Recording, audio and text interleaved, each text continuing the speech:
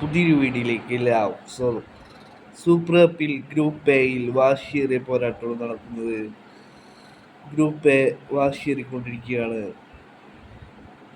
ഇന്ന് നടന്ന ഗ്രൂപ്പ് എയിലെ രണ്ട് മത്സരങ്ങളിൽ ആദ്യ മത്സരത്തിൽ ചെന്നൈയിൻ എഫ് സിയെ ഇമാമി ഈസ്റ്റ് ബംഗാൾ 4-0 തോൽപ്പിച്ചു.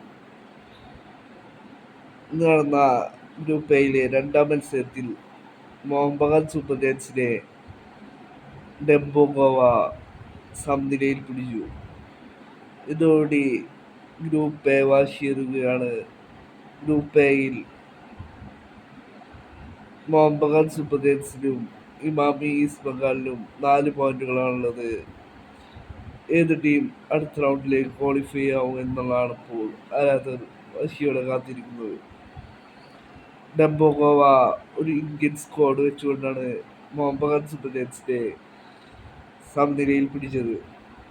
വളരെ മികച്ച പെർഫോമൻസാണ് ഡെംബോ ഗോവ മത്സരത്തിൽ കാഴ്ചവെച്ചത്.